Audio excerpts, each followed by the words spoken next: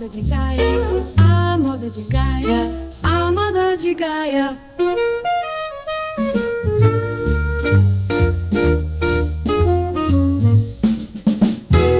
Olá, sejam bem-vindos ao podcast A Moda de Gaia. O nosso convidado de hoje é um rosto incontornável do associativismo em Vila Nova de Gaia. É uma figura cuja vida se divide entre a paixão pela comunidade e uma carreira técnica nos bastidores de grandes eventos nacionais e internacionais.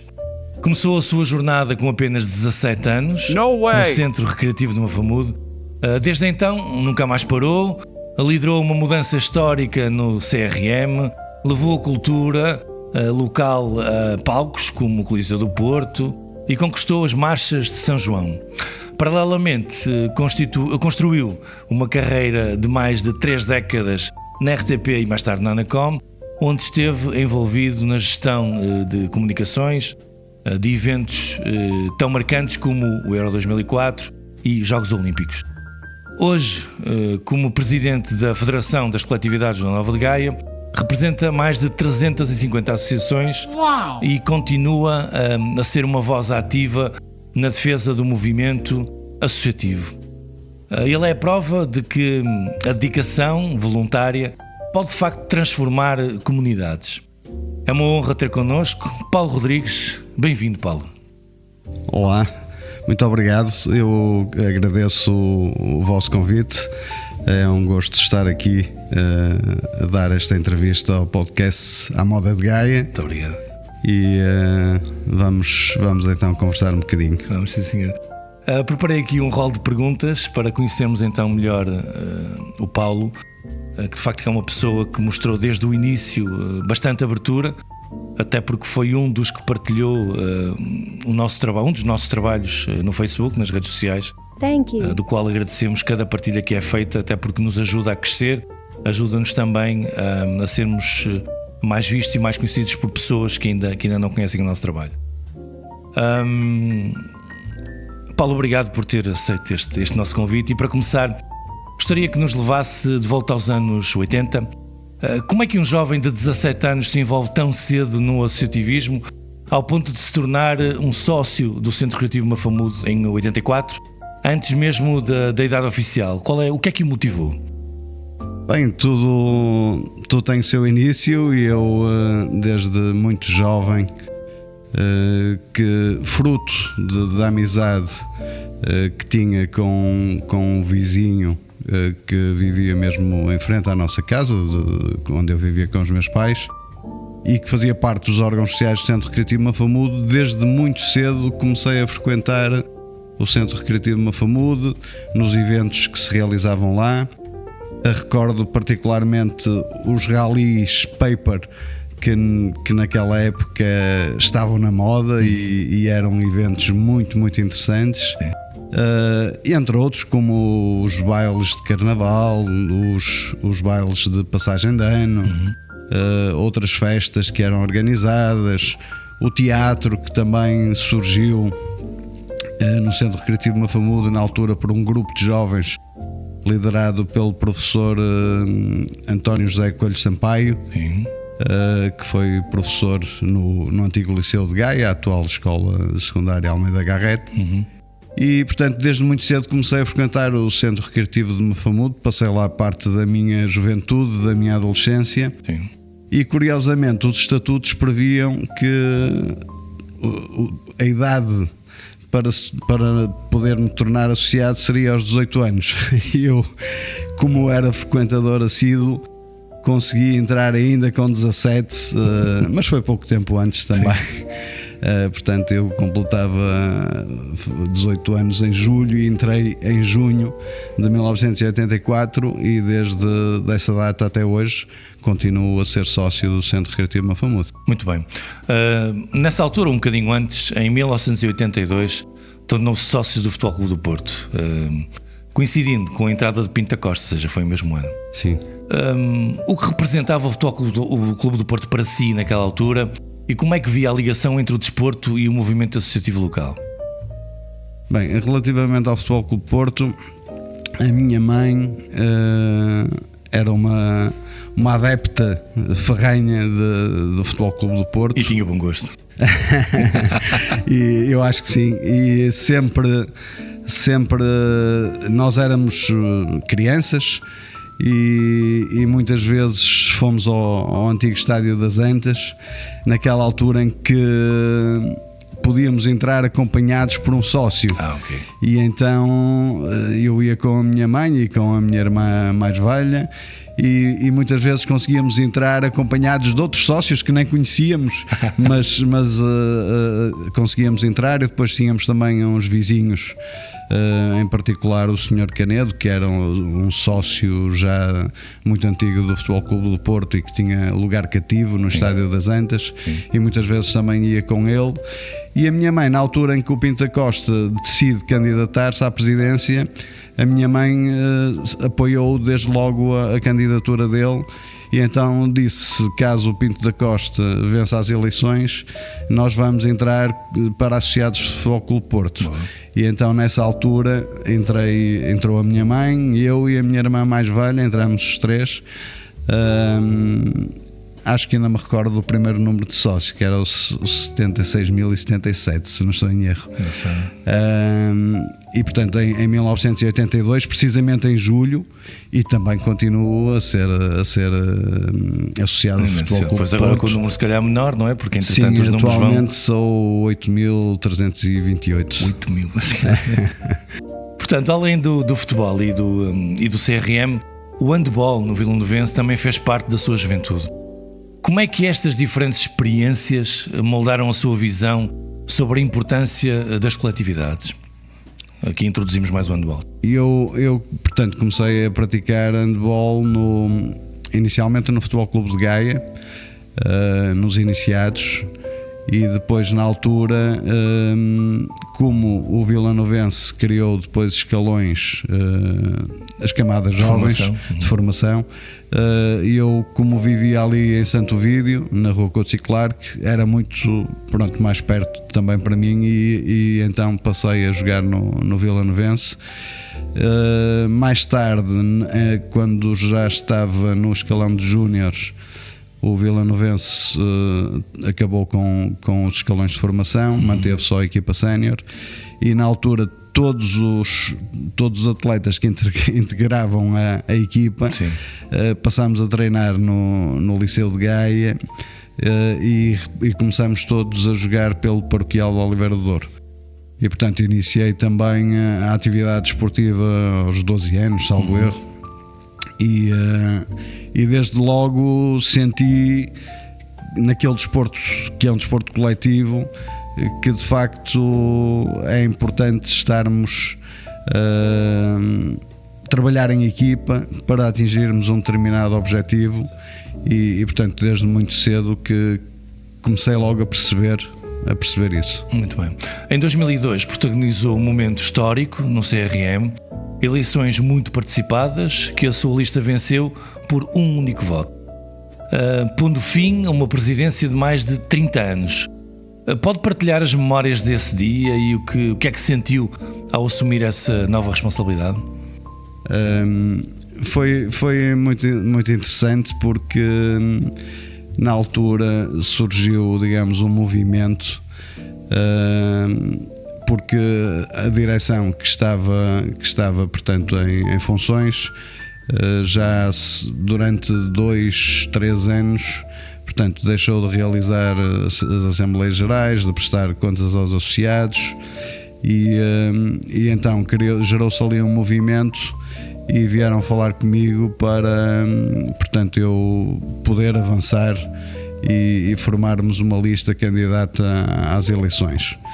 E assim foi, conseguimos movimentar, na altura, uma equipa muito jovem, com muitos jovens que faziam parte das atividades do Centro Recreativo de Mafamude, particularmente do Karaté e também de outras atividades. E em dezembro de 2002, nas eleições, penso que foram as mais participadas sempre até aos dias de hoje, a lista que foi designada por lista M, nós tínhamos aquilo tinha um movimento que eu não posso revelar, mas era um movimento, e então a lista M representava esse movimento. Nesse dia vencemos as eleições por um voto, e portanto aplica-se mesmo esse velho ditado: por um se ganha, por um se perde. Exatamente. E vencemos. Naquela noite acho que não dormi muito bem, porque só comecei a ter consciência de, entre aspas, na alhada que me tinha metido.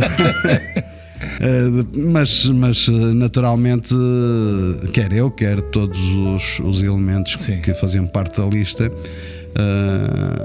avançamos e assumimos com responsabilidade, e foram 5 mandatos de 2 anos, portanto estive lá 10 anos. É isso. Foram 10 anos fantásticos e que acho que contribuíram. Foi um período muito importante na vida do Centro Recreativo Mafamudo. É isso, se me permite, desculpe interrompê-lo. Vamos voltar um bocadinho atrás. Ou seja, pelo que percebo aqui, apesar de que, como é evidente, quando se participa nas situações é para ganhar, não é? Até porque tem uma lista e tem elementos válidos para que se assegurasse as boas práticas na coletividade, mas se calhar não estavam à espera de ganhar mesmo, na verdade. Ou seja, não havia essa constatação que eventualmente até podiam ganhar, não é? É assim, obviamente quando nos candidatamos podíamos ganhar ou não, mas de qualquer, porque ninguém se candidata com o pensamento que vai perder. Exatamente. Mas de qualquer das formas queríamos, acima de tudo, era agitar as águas, porque houve os últimos tempos, havia ali uma certa monotonia.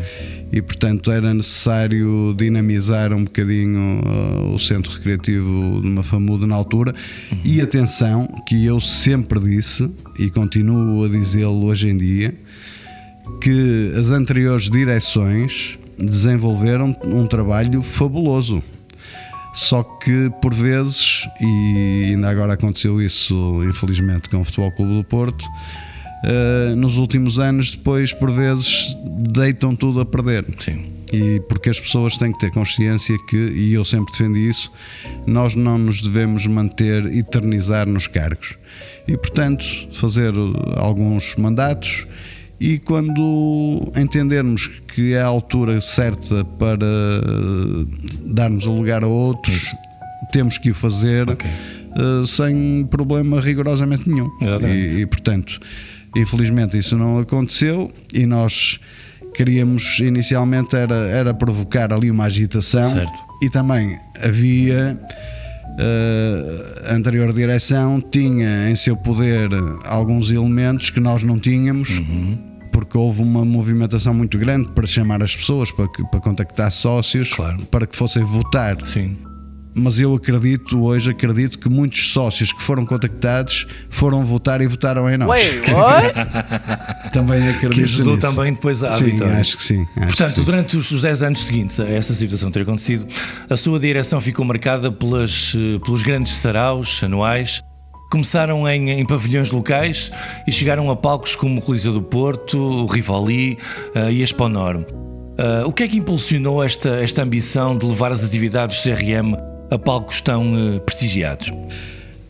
Os saraus habitualmente eram realizados em pavilhões, quer no Colégio de Gaia, quer no Futebol Clube de Gaia, quer no pavilhão municipal da Lavandeira.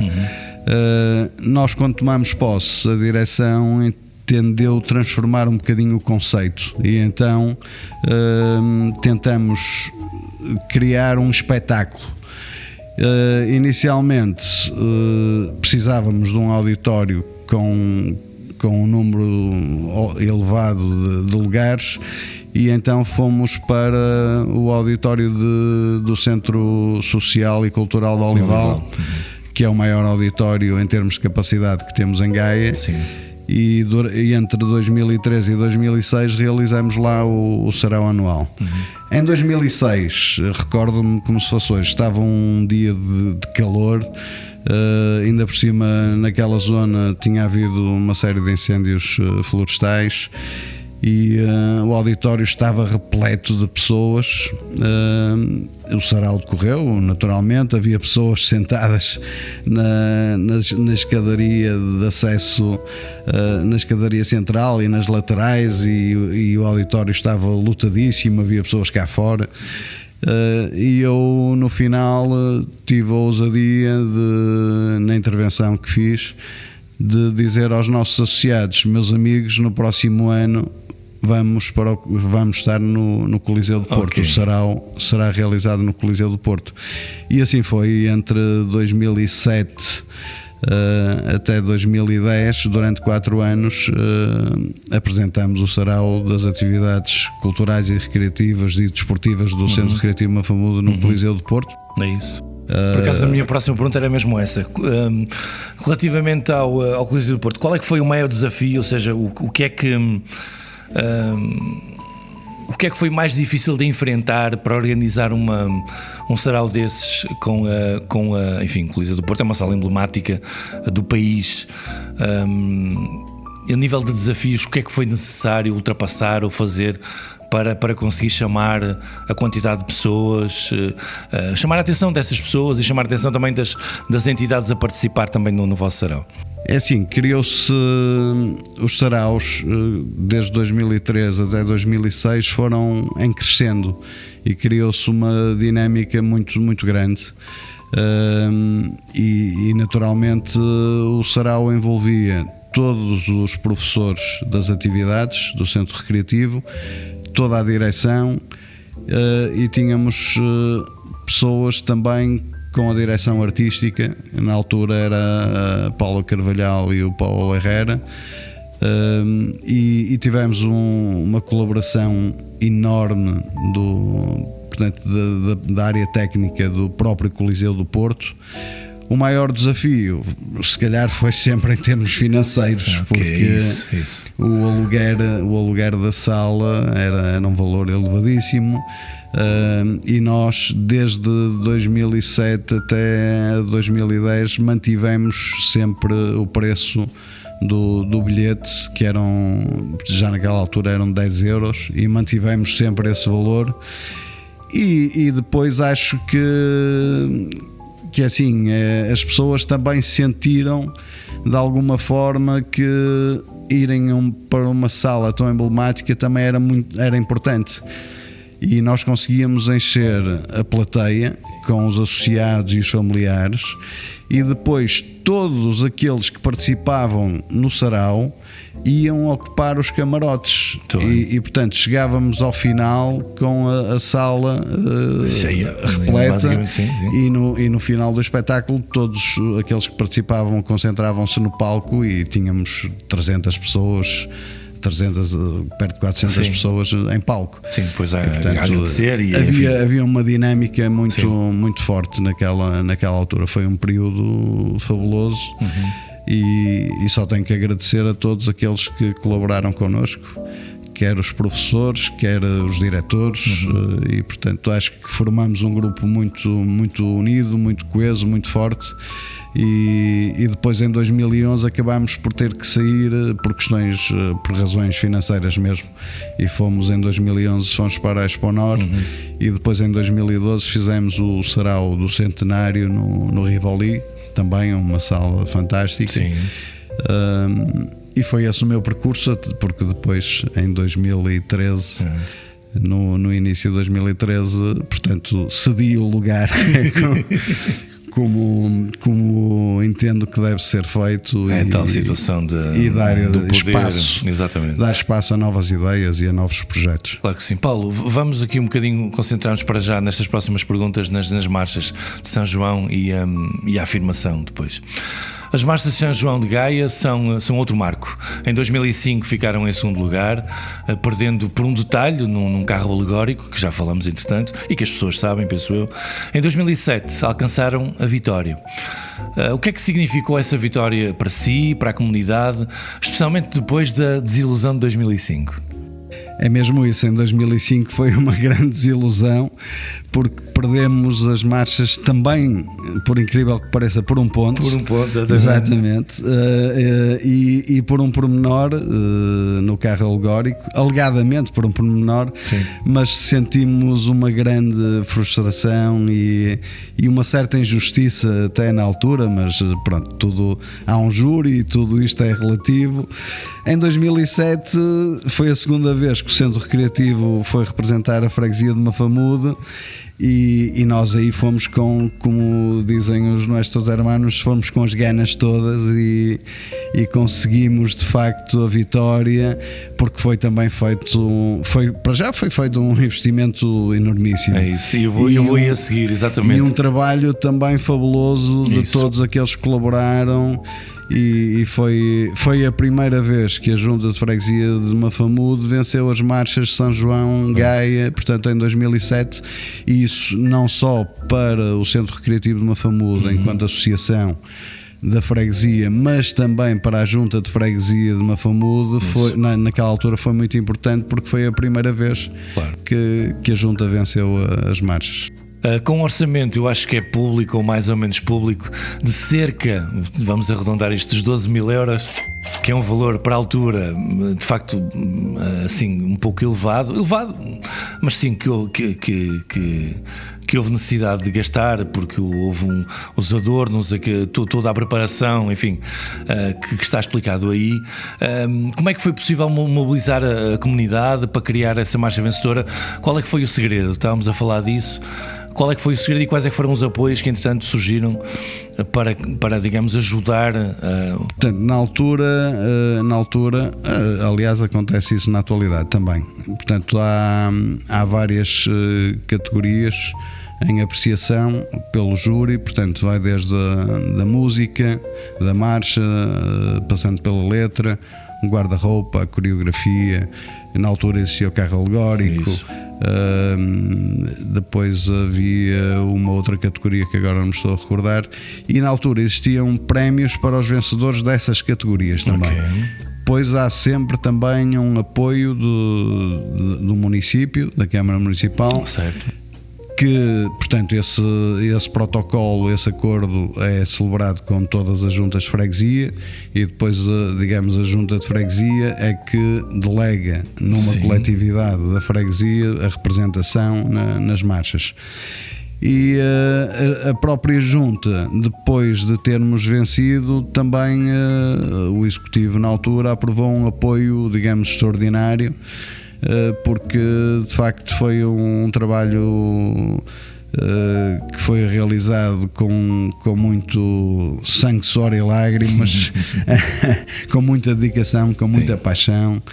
E se calhar um pouco fruto de não termos vencido em 2005, houve um grande empenho das pessoas em querer demonstrar que de facto poderíamos vencer, e concretizou-se esse objetivo.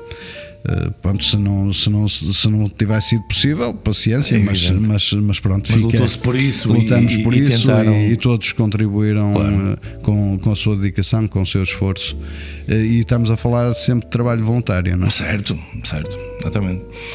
E paralelamente a tudo isto, construiu uma carreira na RTP, começando no departamento de adereços, foi evoluindo para assistente de operações, em reportagens. Pode partilhar uma memória marcante desse tempo, talvez uma que ilustre os desafios do jornalismo de proximidade? Pronto, eu comecei precisamente a trabalhar nos estúdios na RTP, nos estúdios de Monte Virgem, na secção dos adereços.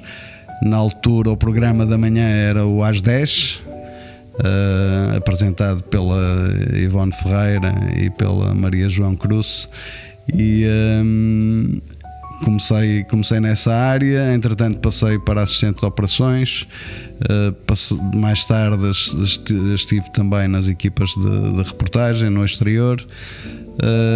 E recordo-me, e recentemente tivemos infelizmente um episódio com o falecimento do Diogo Jota e do seu irmão, do André Silva, e na altura recordo-me de uma reportagem que fomos fazer ali ao Hospital de Gaia, à morgue, quando faleceu o guarda-redes do Futebol Clube Porto, o Zé Beto.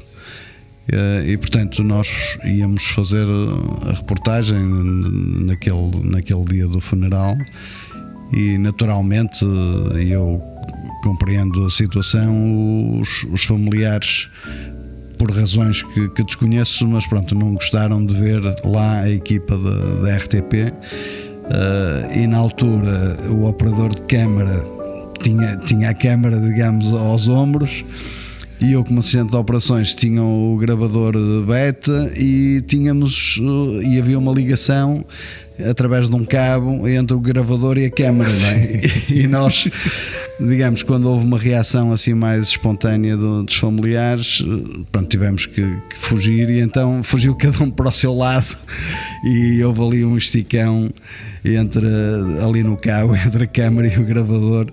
Pronto, mas são situações são recordações que ficam para toda a vida, não é? Pois, sim, não foi dentro, digamos, de uma situação muito agradável, mas acabou por ser caricato da forma como tudo aconteceu.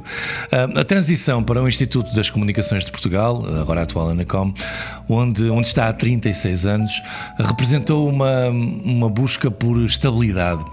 Que tipo de trabalho desenvolve na Anacom, e como é que essa experiência técnica, por exemplo, o controle dos radioemissores, se cruza com o mundo dos grandes eventos que também apoiava? Portanto, o ICP, o Instituto das Comunicações de Portugal, foi criado em 1989. Em 1990 surgiu uma publicação, um anúncio no Jornal de Notícias, portanto a pedirem técnicos, e eu decidi candidatar-me porque precisava de ter uma situação mais estável, dado que na RTP estive a trabalhar sempre numa situação precária, desde recibos verdes a contrato com a empresa, através de empresas de prestação de serviços como Manpower ou Psicoemprego, etc. E então decidi candidatar-me e entrei para o Instituto das Comunicações de Portugal. Estive sempre, até aos dias de hoje, na área técnica, enquanto técnico radioelétrico. E portanto nós temos uma vertente da gestão do espectro radioelétrico, e depois temos a vertente de fiscalização, e portanto eu trabalho nessa área, na área da intervenção e fiscalização, e portanto temos uma panóplia de serviços enormíssima. Curiosamente, em 1991, e eu recuo a este tempo porque nós falamos do Euro 2004, que se realizou cá em Portugal, mas em 1991 realizou-se cá em Portugal o Campeonato do Mundo de Sub-21. Sim, e portanto esse foi efetivamente o primeiro evento que eu participei enquanto profissional do ICP. Em 2004, como o Euro 2004 foi organizado cá em Portugal, surgiu a necessidade de se criar uma equipa para acompanhar o evento.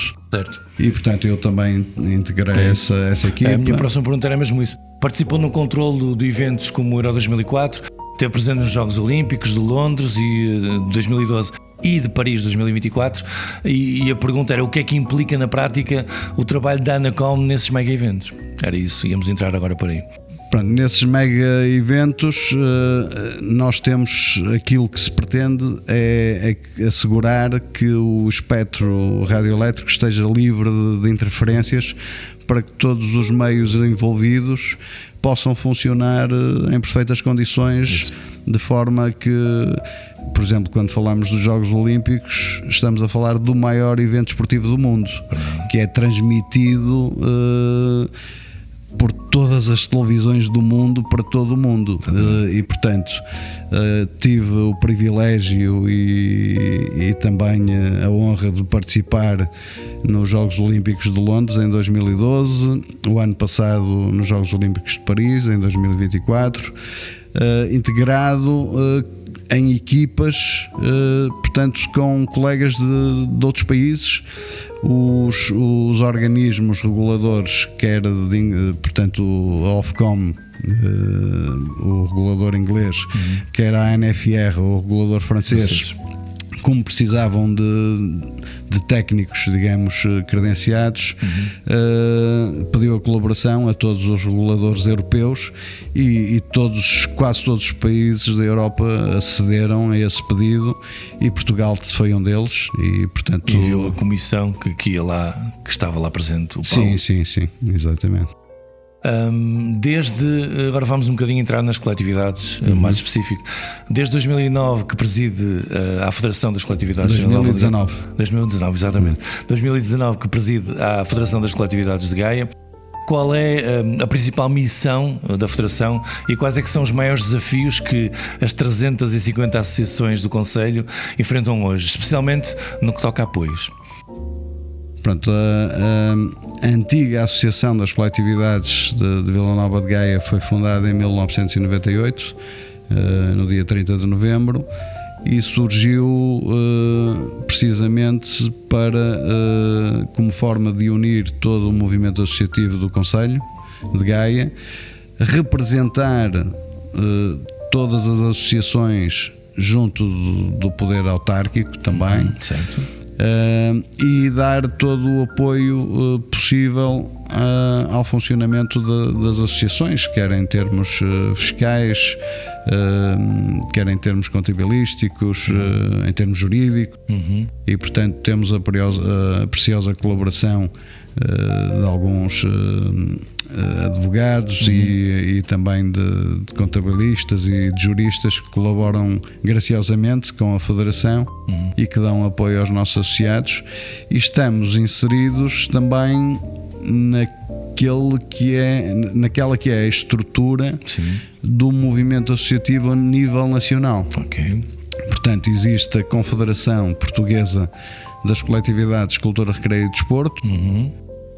Depois existem as associações a nível distrital e as associações a nível concelhio, que são estruturas da Confederação, descentralizadas e com autonomia, mas fazemos todos parte daquele que é o movimento associativo a nível nacional. Estamos a falar de cerca de 35 mil associações a nível nacional. Sim. Estamos a falar de cerca de 450 mil dirigentes associativos, voluntários e benévolos, e estamos a falar de que as pessoas por vezes não têm a noção de cerca de 3 milhões de portugueses e estes são dados anteriores ao período da pandemia, que diariamente estão ao serviço e estão nas coletividades espalhadas ao longo de todo o país. E estamos a falar de trabalho voluntário. E isto, obviamente, o trabalho voluntário não é pago, mas tem um valor económico muito grande. E, portanto, se nós fizermos bem as contas, isto tem é um valor enormíssimo e tem um impacto brutal, porque se um dia as associações de cultura, recreio e as desportivas, os clubes, deixassem de funcionar por qualquer razão, o que é que seria do nosso país, não é? Porque são as associações, os clubes desportivos, que substituem o Estado naquilo que está consagrado na Constituição e, portanto, que é que qualquer português tem direito à cultura, ao desporto, ao lazer, e, portanto, o Estado certamente nunca conseguiria assegurar isso. A razão pela qual existem tantas associações, porque as comunidades sentem essa necessidade. E então criaram as associações, muitas já são centenárias, não é? E em Gaia temos muitas coletividades já centenárias, e ao longo de todo o país também. E portanto sempre houve um espírito muito forte em Portugal naquilo que diz respeito ao movimento associativo, voluntário, e aquilo que a Confederação Portuguesa das Coletividades Cultura, Recreio e Desporto representa que portanto comemorou este ano o 100º aniversário e da luta que tentamos fazer ao longo dos anos, e todos os anos são apresentadas propostas concretas em sede de Orçamento de Estado, mas que infelizmente nunca são aprovadas, e estamos a falar dos nossos representantes na Assembleia da República, sim, de todos os partidos políticos, e quando chega a altura da votação todas as propostas são rejeitadas, e penso que o movimento associativo deveria ter outro tipo de apoios, e há muitas necessidades. E ainda agora vai novamente a Confederação apresentar propostas para o Orçamento de Estado de 2026, e gostaria muito que, se não for possível que sejam aprovadas todas, pelo menos algumas delas que fossem aprovadas aos poucos. Mas vamos ver o que é que acontece. Eu falo por mim, e se calhar falo pela maior parte, não digo maior parte porque tenho a certeza que as pessoas também estão bem informadas sobre isso, mas a mim, falando um pouco pessoalmente, parece-me muito, nem sei se é injusto, se é, porque de facto não levar a sério, porque acaba quase por ser não levar a sério, uma confederação que tem consigo tanto trabalho a nível de lazer, a nível de desporto, a nível de cultura, como é que ao longo de todos estes anos, por vários tipos de governos, acabam por ser ignorados, ou seja, acabam por não aceitar, ou pelo menos por não aprovar as propostas vindas, enfim, que têm com certeza valor e que, até sendo aprovadas, iriam trazer para cada uma das associações que há localmente melhorias, e até a própria cultura, o desporto e o lazer iriam ser mais valorizadas, e eventualmente até havia mais pessoas que pudessem estar interessadas também em participar nessas associações. E infelizmente, devido a essa, não digo ignorar, mas devido a essa, enfim, não queria muito ir para um insulto nem para mas pronto, essa falta de atenção e o não aprovar essas propostas, quem está de facto e quem nos representa na Assembleia da República deveria ter mais consciência, e de facto eu apelo, e acho que todos podemos apelar a que haja essa sensibilidade por parte de quem está nos órgãos de poder, de assambarcar, de ouvir, e ao mesmo tempo de regulamentar e de fazer chegar às associações que tanto necessitam esse maior apoio que é quase obrigatório para que uma comunidade possa crescer ligada à cultura, ao desporto e ao lazer, como é evidente. Sem dúvida. Passamos agora aqui um bocadinho. Um dos grandes legados que o Paulo me falou no briefing foi a aquisição da sede do CRM e o Estatuto de Utilidade Pública para a Federação. Foi das duas situações que o Paulo muito bem falou que foi um dos legados que deixou. Olhando para trás, qual destes feitos é que lhe deu maior satisfação pessoal? Assim, em termos de satisfação pessoal, foi sem dúvida a obtenção do Estatuto de Utilidade Pública, porque foi um processo, pronto, é um processo burocrático, difícil, mas eu com muita persistência e com muita dedicação também. No ano em que o Centro Recreativo Mafamuzo comemorou o centenário, conseguimos a declaração de Estatuto de Utilidade Pública, e que ainda se mantém em vigor atualmente. Sim. E que penso que é muito importante. A aquisição da sede também foi porque também tem uma história muito engraçada. Sim. Porque nos anos 80, anteriores direções tinham adquirido 50% do edifício. Na altura as proprietárias eram duas irmãs. Uma delas celebrou a escritura e, portanto, o centro adquiriu 50% e, à última hora, a outra senhora, por razões que não me recordo agora, mas desistiu do negócio e, portanto, o centro recreativo não conseguiu comprar a totalidade do edifício. Quando tomamos posse em 2003, eu julgo que a renda seriam 17 euros ou 18 euros, andaria à volta disso, que era, naquela altura era um valor muito, muito baixo. Pronto, e então a direção entendeu encetar negociações com o proprietário, com os herdeiros, portanto, da anterior proprietária, e conseguimos chegar a um acordo e a associação adquiriu a totalidade da sede, naturalmente com o apoio da Câmara Municipal e da Junta de Freguesia também. E, portanto, hoje a sede é propriedade do Centro Recreativo Mafamude, o que felizmente é muito bom, porque há algumas associações em Gaia que têm esse problema de estarem em sedes arrendadas e portanto há sempre essa questão dos novos contratos e dos valores do arrendamento. E, portanto, o facto de termos instalações próprias é muito importante.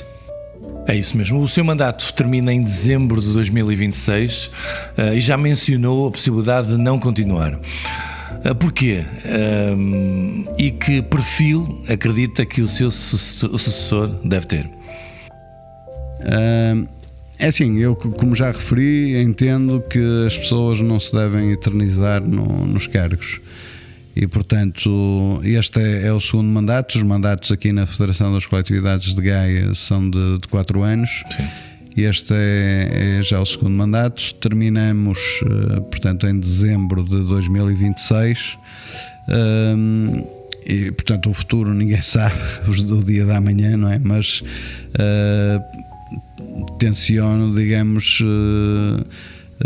ceder o lugar a outras pessoas que possam surgir, porque é aquilo que eu digo e defendo. Acho que devem surgir novas ideias, novos projetos, uma dinâmica diferente.